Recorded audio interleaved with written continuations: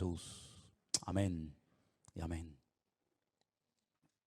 Hay tres porciones que yo voy a leer en esta tarde.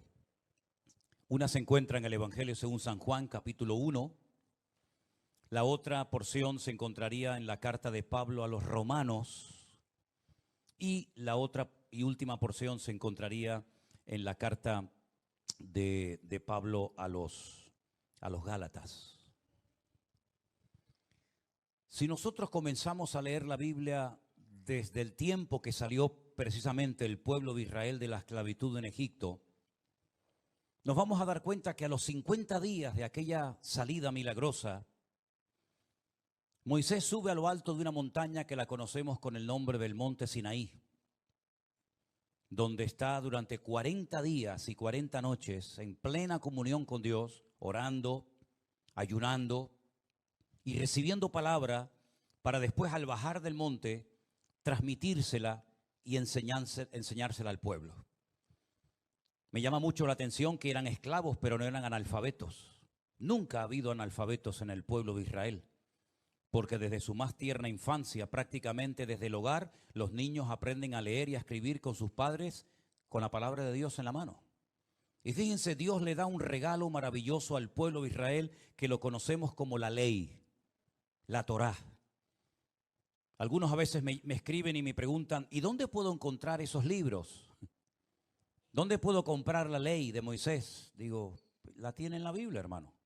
Los primeros 5 libros de la Biblia, que se conocen como el Pentateuco, son los libros de la ley de Moisés: Génesis, Éxodo, Levítico, Números y Deuteronomio. Esos son los 5 libros de la ley escritos por Moisés.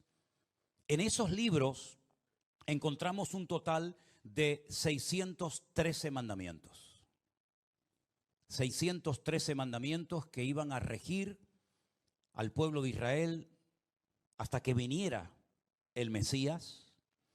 613 mandamientos que humanamente hablando eran prácticamente imposibles cumplirlos todos. En la ley que fue dada por Moisés no hay gracia, no hay misericordia. En la ley el que la hace, la paga. En la ley es el ojo por ojo y diente por diente. Dice la Biblia en Juan capítulo 1, verso 17, que la ley nos vino por medio de Moisés, pero la gracia y la verdad vinieron por medio de Jesucristo. Encontramos 3 aspectos fundamentales de la ley, y es la ley y la gracia, la ley y la justicia, y la ley y la promesa. Son 3 aspectos importantes que vamos a ver en esta tarde referente a este tema. La ley fue un instrumento que el Señor utilizó durante siglos para guiar al pueblo de Israel y protegerlo de alguna manera de todas las malas costumbres y de todas las terribles prácticas que llevaban a cabo los pueblos que les rodeaban. Ellos tenían que guardarse moral y espiritualmente. Ellos tenían que marcar una diferencia. Al fin y al cabo era el único pueblo en el mundo que en aquel momento creía en un solo Dios. Todos los demás pueblos que les rodeaban eran politeístas. El único pueblo que adoraba a un solo Dios eran ellos, era el pueblo de Israel.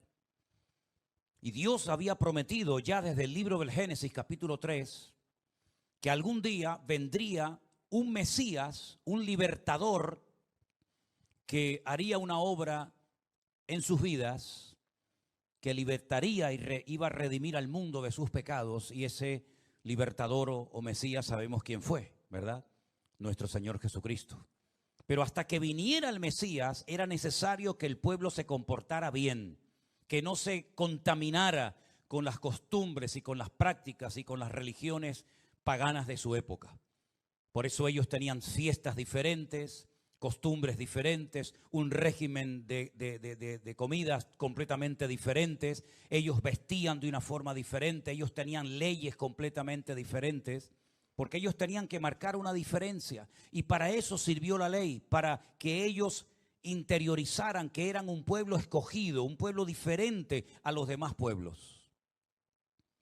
Y la ley fue el instrumento que Dios iba a utilizar para proteger de alguna manera a ese pueblo hasta que viniera el Mesías. Pero la ley además también sirvió para que todo el mundo de Israel supiera que todos eran pecadores. Porque la ley siempre iba a señalar en dirección al pecado de la persona que lo cometiera. Y desde el más grande hasta el más pequeño, nadie se escapaba. Todos eran pecadores y la ley lo dejaba muy claro. Y no solamente la ley indicaba que todo el pueblo era pecador, sino también hablaba de las consecuencias que vendrían por el hecho de pecar y de apartarse de los caminos del Señor. Todo eso lo iban a encontrar en la ley. Y finalmente en la ley se iban a dar cuenta de que eran totalmente incapaces de cumplir con las exigencias y con las expectativas que Dios tenía para cada uno de ellos. Así que en cierto sentido podríamos decir que la ley era como un espejo que reflejaba la realidad del hombre en su relación con Dios. Un espejo que reflejaba la realidad de sus vidas. No disimulaba sus pecados, no ocultaba sus pecados, sus rebeldías, sus rebeliones, sino todo lo contrario. Reflejaba y muy claramente que ellos eran una nación que, aunque eran diferentes, eran exactamente igual de pecadores que cualquier otra nación de la tierra. Lo que me llama la atención es que esas leyes, esos mandamientos, esos decretos, esos estatutos, no fueron escritos en papel, en pergaminos, sino en piedra. No solamente los 10 mandamientos, sino que Moisés seguramente invirtió mucho de su tiempo para que todos estos 613 mandamientos y todas las fiestas y ceremonias y liturgias y rituales también fueran escritas en piedra, para que el viento, la erosión, la arena del desierto no terminara borrando lo que Dios un día les había dicho en el monte Sinaí. Así que la ley vino a través de un instrumento llamado Moisés. Dios lo escogió a él para que sacara al pueblo de la esclavitud de Egipto, para que le entregara y enseñara la ley al pueblo. Pero dice la Biblia que la gracia y la verdad vinieron no por medio de la ley ni de Moisés, sino vinieron por medio de nuestro Señor Jesucristo. Amén, hermanos. Así es que no solamente el Señor enseñó la ley, los 613 mandamientos, sino que en su deseo de volver a restaurar al hombre en su comunión con Dios, cuando el Señor Jesucristo vino, no solamente recordó la ley que les había dado en el desierto a través de Moisés, sino que les enseñó otro modelo, otro estilo de vida. ¿Y cuántas veces encontramos al Señor Jesucristo diciendo, oísteis que fue dicho, mas yo os digo, ¿verdad? Oísteis que en el Antiguo Testamento, en la ley se decía ojo por ojo y diente por diente. Mas yo os digo, amad a vuestros enemigos, perdonad a los que os ofenden, etcétera, etcétera. Así que el Señor da un paso más en ese anhelo, en ese deseo que Dios tenía de volver a restaurar la comunión del hombre con su Dios. Ahora, si nosotros nos vamos, por ejemplo, al libro de, en el Nuevo Testamento también, el libro de Romanos, en el capítulo 3, encontramos otro aspecto muy importante de la ley, y es el tema de la ley y la justicia de Dios. ¿Cuántas veces hemos hablado del amor de Dios? Y no hacemos mal en hablar del amor de Dios, porque dice la Biblia que Dios es amor. Pero también hay que recordarle a la gente que Dios es justo, un juez justo, y que Él hace justicia y que Él nunca nos va a tratar injustamente, porque iría en contra de su esencia, en contra de su naturaleza. Romanos capítulo 3, verso 21 dice, pero aparte de la ley, ya la ley se había manifestado, ya la conocía todo el mundo, pero aparte de la ley, también se ha manifestado la justicia de Dios. Y esa justicia de Dios, que se manifestaría en un momento, de ella se habló en la ley y también por los profetas. Justicia de Dios por medio de la fe en Jesucristo para todos los que creen en Él, porque no hay diferencia. Por cuanto todos pecaron y todos están destituidos de la gloria de Dios, también ellos.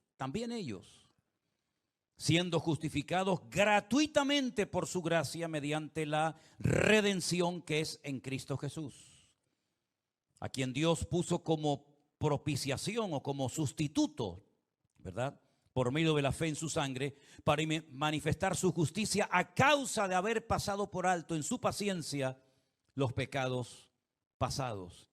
Así que encontramos que la ley decía que el que pecaba tendría que morir. ¿Pero quién? ¿El pecador? Entonces todos morirían. ¿Se acuerdan ustedes cuando unas personas rodearon al Señor Jesucristo, grandes conocedores de la ley, y le dijeron: esta mujer la hemos sorprendido en el mismo acto de adulterio, y según nuestra ley dice que a tales personas tenemos que eliminarlas, tienen que morir? Y el Señor dijo: sí, es verdad, la paga del pecado es la muerte, pero para poder ejecutar a esta persona que ustedes dicen que la han sorprendido en pleno pecado, ustedes tienen que estar limpios, porque si no son exactamente igual de pecadores que ella. Así que el que se sienta libre de pecado, coja la piedra y se la lanza. Y la palabra de Dios dice que nadie se atrevió a levantar ni una sola piedra contra ella, porque todos se sintieron pecadores, todos se sintieron aludidos y todos sabían perfectamente que no eran dignos, no estaban capacitados para ejecutar justicia contra una persona que efectivamente merecía la muerte, según la ley. Porque como dije hace un instante, en la ley no hay misericordia. En la ley el que la hace la paga. La ley no hay gracia, no hay misericordia. La ley dice esto y esto es lo que hay, ni más ni menos. Así que según la ley, efectivamente, este pecado, como el de ustedes y como el de todos, merece la muerte. Pero para poder cumplir con la justicia de la ley, uno tiene que estar limpio de pecado. ¿Y quién está limpio de pecado? Si todos hemos pecado y todos nos hemos apartado como ovejas, cada cual se apartó por su camino, hermanos. Así que dieron media vuelta y se marcharon. Así es que Dios en Cristo manifestó su justicia. ¿Cómo la manifestó? De una forma espectacular.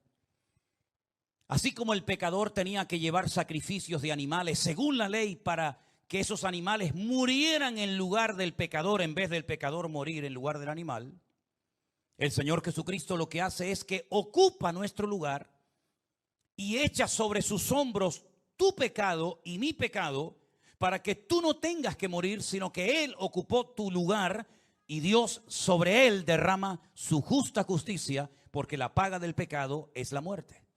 Y Él, que era inocente y justo y santo y limpio de toda maldad y de todo pecado, Él se autoinculpa del pecado de toda la humanidad.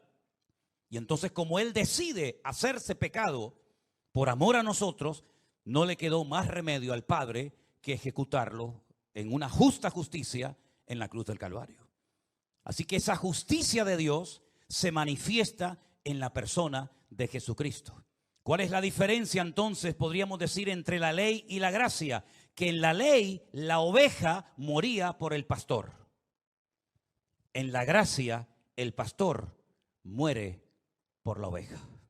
¿Cuántos dicen amén? En la ley había una serie de prohibiciones y el que las quebrantara moría. Pero en la gracia Dios concede favores y concede beneficios a los que creen en Él. La ley exigía la muerte del pecador. En la gracia, la vida del Cordero, la vida de Cristo, se aplica a nosotros. En la ley no hay misericordia, en la ley no hay gracia. En la gracia de Dios, en el Evangelio de Jesucristo, la misericordia de Dios se manifiesta porque ya la deuda ha sido cancelada por alguien que la pagó en mi lugar, y ese alguien sabemos que fue nuestro Señor Jesucristo. Amén, hermanos. Ahora bien, en Gálatas hay un aspecto aún más profundo del tema de la ley. En Gálatas se nos dice que antes de que Dios le diera al pueblo de Israel por medio de Moisés la ley, había dado una promesa a un personaje llamado Abraham. Volvamos a leer en Gálatas capítulo 3 a partir del verso 10. Donde la palabra de Dios dice: porque todos los que dependen de las obras de la ley están bajo maldición.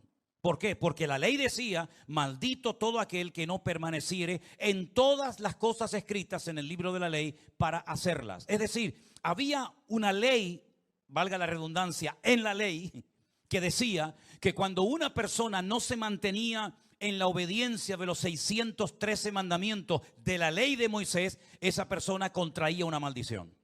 Esa persona estaba bajo maldición. Pero claro, si nadie podía cumplir con la ley, ¿quiere decir que todos estaban bajo maldición? Efectivamente, todos estaban bajo maldición, porque nadie podía cumplir los 613 mandamientos. Era tan exigente la ley de Dios, porque la ley de Dios refleja la esencia, refleja la naturaleza, la santidad de Dios. ¿Y quién puede vivir siendo humano como Dios? Esa fue la gran mentira que Satanás intentó meterle en la cabeza a Adán y a Eva cuando le dijo, no van a morir, sino que lo que ocurre es que Dios no quiere que hayan otros dioses que le hagan la competencia y lo desplacen a Él. El día que ustedes coman de ese fruto prohibido, ustedes van a pasar de humanos a divinos. En vez de ser humanos, van a ser dioses. Y como Dios no quiere que nadie le haga la competencia, pone esta prohibición, pero en el fondo lo que tiene es miedo de que Él sea desplazado de su lugar. Es increíble ver cómo Adán y Eva creyeron la gran mentira que Satanás les estaba vendiendo y la compraron.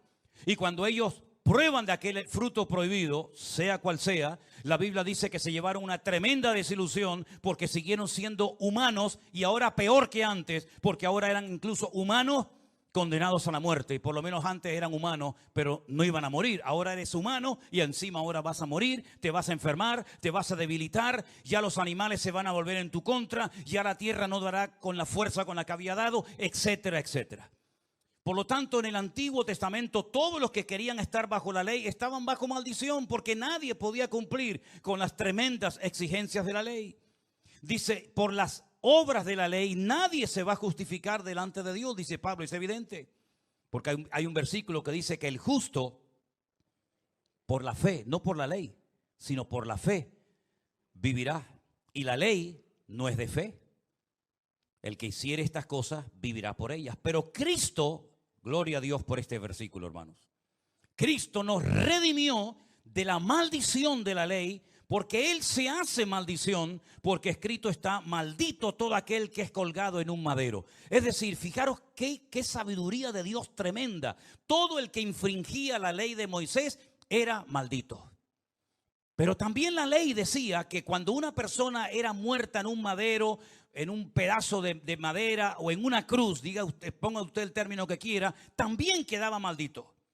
Entonces lo que Cristo hace es que Él decide que lo maten clavado en una cruz. No de una lanza, no decapitado, no ahogado en el mar de Galilea, sino en una cruz, en un madero. Para que de esa manera Él también quede bajo maldición. Y todo el que quedaba bajo maldición quedaba convicto de su pecado. Entonces lo que Cristo hace libre y voluntariamente es convertirse en un pecador voluntario, ocupando tu lugar y el mío, para que así no tengan que morir todos por uno, sino que uno muera por todos.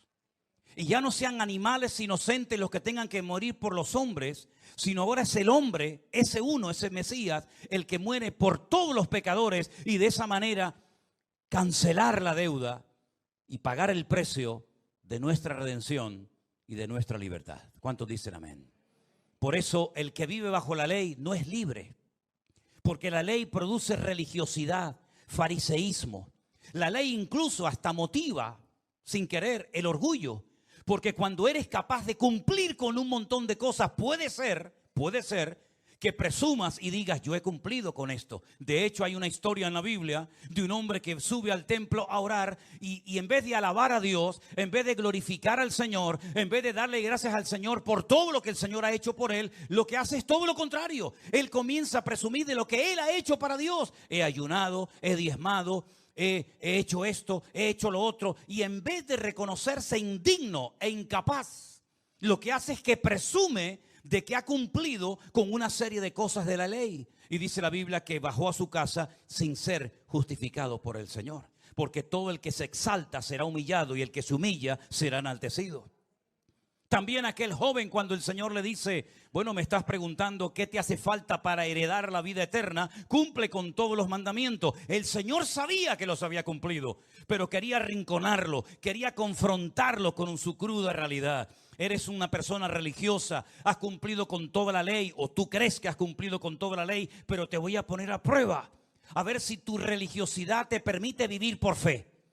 Porque si eres tan religioso y has guardado todos los mandamientos desde tu más tierna infancia y te conoces la ley de Moisés de memoria, no vas a tener ningún problema en vender todo lo que tienes, darle todo tu patrimonio a los pobres y comenzar a poner en práctica el texto clave de la Biblia que dice: el justo por la fe vivirá. No te tiene que costar a ti ser un hombre de fe, porque tú sabes el Dios que tú adoras. Y dice la Biblia que se fue muy triste, porque su religiosidad, su orgullo religioso le impedía vivir por fe en la libertad gloriosa de los hijos de Dios, que ya no dependen de nada ni de nadie, porque esa es la verdadera libertad. La verdadera libertad es cuando tú te puedes levantar por la mañana y no dependes de nada ni de nadie para ser feliz. ¿Crees que es feliz el alcohólico que se levanta por la mañana y en lo primero que piensa es en cómo consigo dinero para emborracharme hoy? ¿O el drogadicto que se levanta a ver cómo consigo las dosis necesarias para poder paliar mi necesidad? Son auténticos esclavos. Pero la persona cuando se levanta por la mañana y puede decir: gloria a Dios, no necesito de nada ni de nadie para tener paz en mi corazón, esa persona es verdaderamente libre. Y Cristo lo que quería era traer libertad a ese corazón que era un esclavo de su religiosidad, porque lo que estaba haciendo es que estaba engordando, estaba potenciando su ego. Él se creía religioso, se creía digno y presumía delante de los demás: todo esto lo he guardado desde mi juventud, como diciendo, a mí no me hace falta de nada. Entonces, ¿para qué vienes a mí? ¿Por qué notas que hay una insatisfacción en tu vida? ¿Por qué has cumplido según tú con toda la ley y tienes que venir a mí, un carpintero de Galilea, que me cierran las puertas de muchas sinagogas porque no quieren saber nada de mí? ¿Por qué me vienes a mí a hacer una pregunta y me dices qué te hace falta para heredar la vida eterna? Porque sabes en lo más profundo de tu corazón que tu religiosidad y la ley no traen libertad, sino traen insatisfacción al alma. Así que si quieres ser libre, yo te voy a enseñar cómo ser libre. Vende todo lo que tienes y empieza de cero y sígueme y aprende a vivir según mi modelo de vida y no según la ley de Moisés. Y no fue capaz. Porque el religioso es un esclavo de sus tradiciones, de sus costumbres, de sus rezos, etcétera, etcétera. Porque la gracia de Dios es lo único que puede traer libertad al corazón del ser humano. El religioso puede caer en el orgullo. El que vive bajo la gracia, si la entiende bien, no le va a dar nunca lugar al orgullo en su vida. ¿Por qué? Porque sabe que en la ley todo depende de lo que yo haga.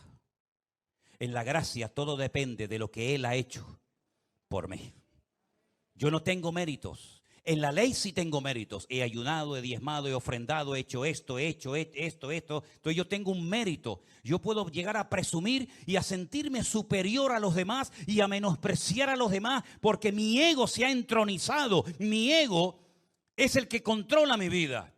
Yo soy el que digo a qué hora me tengo que levantar a orar. Yo soy el que digo cuánto tiempo puedo estar en ayuno. Yo soy el que digo si oro de pie, sentado, caminado, sentado o de rodilla. En otras palabras, yo soy el que pongo las normas. Y todo eso lo que hace es que potencia tu ego. Pero en la gracia es el ay de mí, Señor. En la gracia es, ¿qué puedo hacer, Señor, para salvarme? En la gracia es, ya no vivo yo, mas vive Cristo en mí. En la gracia es, Señor, sálvame que perezco. Toda la ley que sé, todos los mandamientos que he aprendido, no me van a salvar de nada, sino que me voy a hundir en las aguas de este mundo. Pero cuando clamo al Señor, dice la Biblia, clama a mí y yo te responderé y te enseñaré cosas grandes y ocultas que tú no conoces.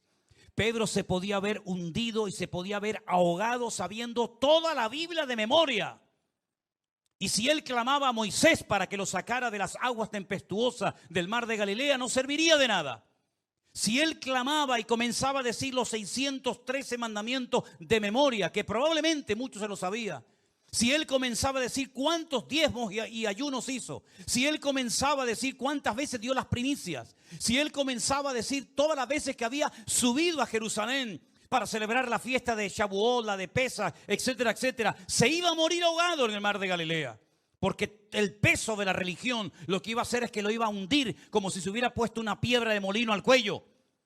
Pero cuando él reconoce su impotencia, su incapacidad, y clamó al Señor, inmediatamente el Señor dice que asió de él y lo sacó y le dijo: Pedro, ¿por qué dudaste? ¿Por qué dudaste? Porque en la gracia no es lo que hacemos, en la gracia es lo que creemos. Es la dependencia constantemente de nuestro Dios. Así que en este primer domingo del año tú tienes la oportunidad de decidir bajo qué modelo vas a vivir tu cristianismo, tu comunión, tu relación con el Señor. En el hacer, en el esfuerzo propio y personal, o en el de ya no vivo yo, mas vive Cristo en mí. Hoy tú tienes la capacidad y tienes que tomar la decisión. ¿Qué tipo de relación tú vas a desarrollar con el Señor? Si vas a ir acumulando tesoros y glorias personales y en un momento determinado ponerlas encima de una mesa como diciendo: pues ya no hago esto, no hago lo otro, no hago esto, no hago esto, hice lo otro. O vas a decir: Señor, de nada sirve lo que yo haga. Porque si no es por la gracia y por la misericordia de Dios, no sirve absolutamente nada todo lo que sé, todo lo que he aprendido, porque no es por la ley, es por la gracia. ¿Y qué es la gracia? La misericordia. ¿Qué es la misericordia? Tratar a una persona mejor de lo que se merece. ¿Y no nos ha tratado a nosotros el Señor mejor de lo que merecemos? ¿Quién puede decir: a mí el Señor no me ha tratado como yo me merecía? Bueno, si el Señor nos hubiera tratado a nosotros como nos merecíamos, probablemente ninguno de nosotros estaría muerto, estaría vivo, todos estaríamos muertos. Pero Él ha aplicado su misericordia en nosotros, de tal manera que hoy nos permite alabarle. Hoy nos permite tomar pan y vino y no caer muertos en su presencia en pleno culto. Hoy nos permite el Señor decir: gloria a Dios. Hoy nos permite el Señor decir: soy un hijo de Dios. Tengo mi nombre escrito en el libro de la vida, y no caer muerto ni fulminado al instante, porque el Señor ya no escribe su ley en piedras. El Señor dice que ha escrito su palabra en sus corazones. Porque en la ley de Moisés se escribía en piedra, en el Nuevo Testamento, bajo el nuevo pacto, se escribe en corazones de carne. En el Antiguo Testamento se quitaba el prepucio en la circuncisión en el varón. En el Nuevo Testamento se circuncida el alma, se circuncida el espíritu, el corazón de la persona, para que la persona no dependa de sí mismo, sino dependa única y exclusivamente del Señor. ¿Cuántos dicen amén? Dice la Biblia, versículo 14, para que Cristo Jesús, la bendición de Abraham, alcanzase a los gentiles, a fin de que por la fe recibiésemos la promesa del Espíritu. En la ley de Moisés, en el Antiguo Testamento, Pablo dice que había una ley interna que no se veía. Claro, la ley de Moisés te la podían enseñar, mira, aquí está. Pero había una ley interna que operaba dentro de la naturaleza humana, que él la llama la ley de la carne. Y dice que aunque tú quisieras esforzarte y aunque tú quisieras agradar a Dios, nunca ibas a poder hacerlo. Porque la ley de la carne estaba dentro de tus miembros, y es como la ley de la gravedad. La ley de la gravedad, creas o no en ella, existe. La ley de la gravedad hace que estemos ahora mismo sentados y no salgamos volando y salgamos de este culto, de este templo, de esta iglesia, volando, porque es algo que nos atrae constantemente, nos tira hacia abajo. Y esa es la ley de la carne, una ley que nos tira hacia abajo, una ley que quieres agradar a Dios, pero siempre hay algo que haces mal, una ley que te impide agradar a Dios según las exigencias y las expectativas de Dios. Pero dice Pablo, pero hay otra ley, que si quieres es mucho más poderosa que la ley de la carne, que es como la de la gravedad, que atrae hacia abajo. Es la ley del espíritu de vida. Y es una ley que dice que cuando el espíritu de aquel que murió y resucitó al tercer día, cuando el espíritu que estaba en él entra dentro de ti, ese espíritu te eleva y ese espíritu te levanta y te permite vivir en victoria todos los días de tu vida. En una libertad, no en un libertinaje, sino en una libertad que te permite superar esa ley terrible que es la ley de la gravedad. Es como, por ejemplo, cuando nos montamos en un avión. ¿Qué es lo que hace que un avión se levante? Un avión, cuando lo ves desde afuera, tú dices, ¿cómo es posible que este avión tan inmenso que pesa toneladas, con cientos de maletas dentro, con cientos de personas dentro, cómo es posible que se levante? Si hay una ley de la gravedad que atrae los cuerpos hacia la tierra. Y esa ley existe, pero es que hay otra ley. Y es que cuando el avión comienza a coger velocidad por la pista y está siendo atraído por la ley de la gravedad, en cuanto levanta el morro, en cuanto levanta la parte delante del avión y abre las alas, lo que hace es otra ley, lo levanta del suelo, y los motores lo que hacen es que lo impulsan hacia adelante. Ha negado, se ha quebrantado la ley de la gravedad. No, sigue existiendo. Pero hay otra ley más fuerte, y es que cuando el piloto levanta el morro del avión, el aire lo que hace es que levanta el avión hacia arriba y no se queda ahí flotando, sino que los motores lo que hacen es que lo impulsan y lo llevan a otras direcciones. ¿Acaso cuando nos convertimos la ley del pecado quedó anulada? No, sigue estando ahí. La carne será carne toda la vida. Por eso Pablo dijo en Romanos 8, los que son de la carne, ¿en qué piensan? En las cosas de la carne. Pero los que son del Espíritu, ¿en qué piensan? En las cosas del Espíritu. Es decir, no es que el pecado ha desaparecido, al contrario, cada vez hay más pecado en el mundo, ¿sí o no, hermanos? La maldad va a ser multiplicada. Entonces, si la maldad se va a multiplicar y no va a menguar, ¿cómo vamos a poder vivir nosotros en victoria? Si ya nos cuesta vivir en victoria con la maldad que hay, si encima tú me dices que se va a multiplicar, entonces cada vez se va a hacer más difícil. Pero es que dice la Biblia, hay otra ley, que donde abunda el pecado, sobreabunda la gracia. Es decir, habrá un montón de pecado, habrá violencia, habrá agresividad, como los días de Noé, escuchamos el día jueves en el mensaje.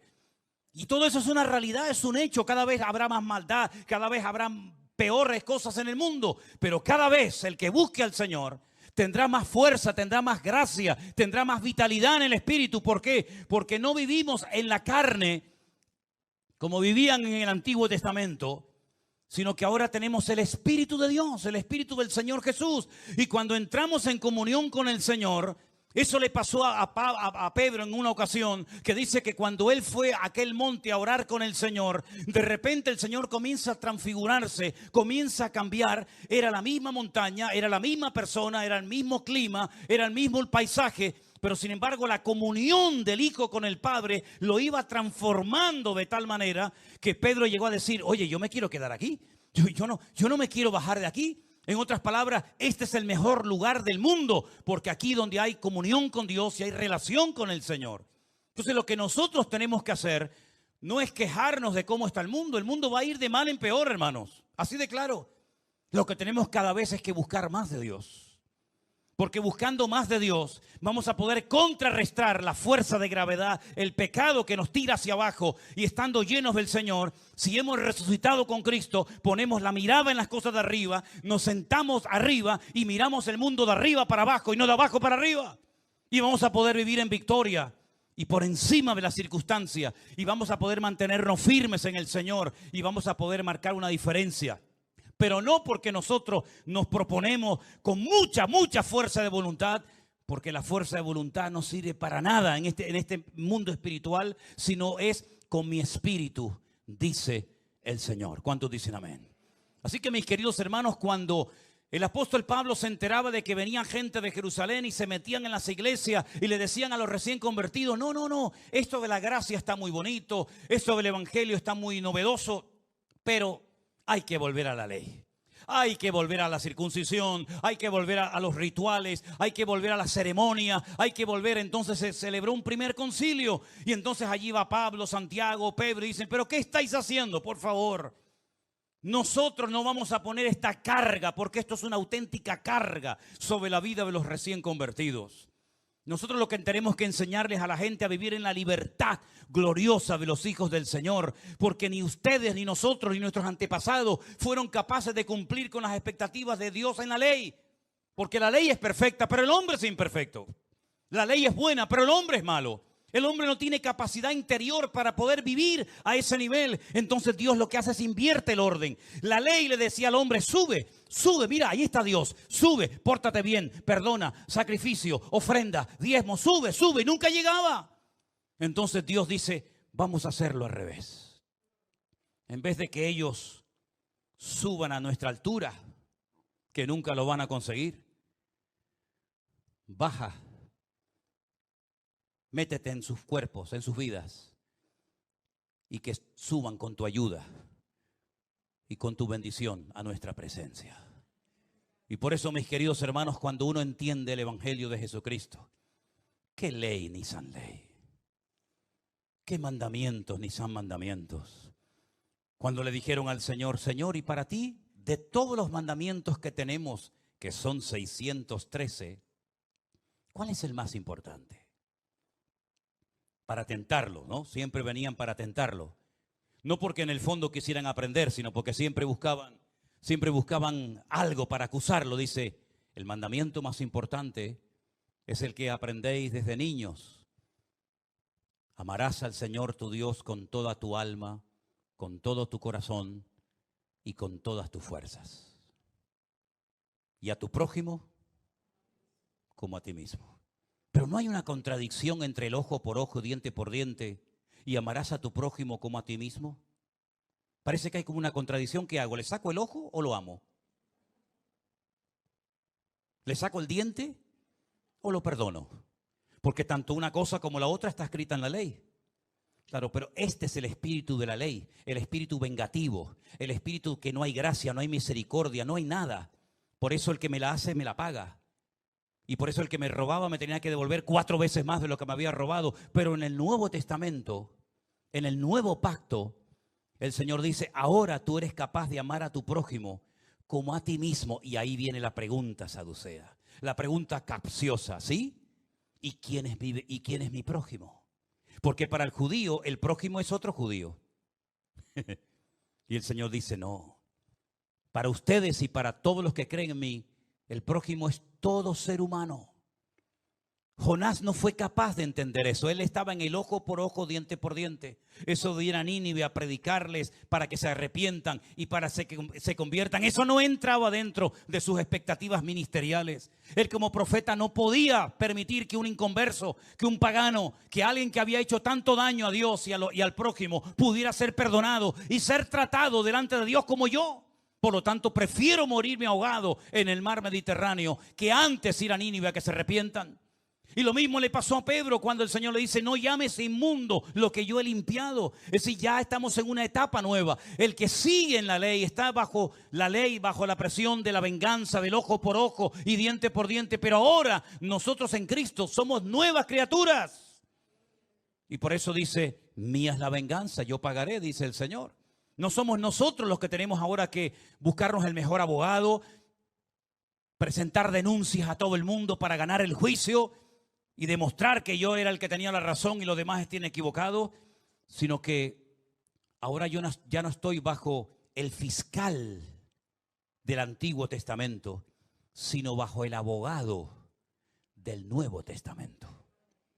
¿Usted quiere vivir bajo el fiscal de la ley? Ahí la tiene. Pero usted quiere tener al mejor abogado del mundo que no pierda ningún caso y que nunca permitirá que sus hijos pasen por cuestiones que Él no ha permitido. Póngase bajo la cobertura del Señor Jesucristo, el mejor abogado del mundo. ¿Cuántos dicen amén? Entonces el Señor le da al pueblo de Israel a través de Moisés la ley. Viene y aplica la justicia de esa ley a través de Cristo. Pero ahora hay un paréntesis y el Señor Jesucristo le dice a los judíos, vosotros sois de vuestro padre el diablo. ¿Cómo que nuestro padre el diablo? Nosotros nunca nos hemos considerado hijos del diablo ni hijos de fornicación. A los mismos meses, a todos exactamente igual. Pero cada uno de nosotros, como seres individuales, tenemos que tomar la decisión, ¿cómo voy a vivir mi relación con Dios? Bajo la presión de la ley, normas y preceptos y cumplimientos, o en esa libertad gloriosa donde el Espíritu de Dios habla a mi corazón, me confirma a través de su palabra su verdad, y cuando me reúno con mis hermanos puedo compartir las virtudes de aquel que me llamó de las tinieblas a su luz admirable. ¿Cuántos dicen amén? Cierra tus ojos en esta noche, mi querido hermano y amigo. Recuerda esto. En la ley la oveja moría por el pastor. En la gracia el pastor muere por la oveja. Aleluya. Yo he venido a daros vida y vida en abundancia. En la ley se condenaba al pecador. En la gracia, a través de los méritos de Cristo, se justifica, se perdona al pecador. El ministerio del Antiguo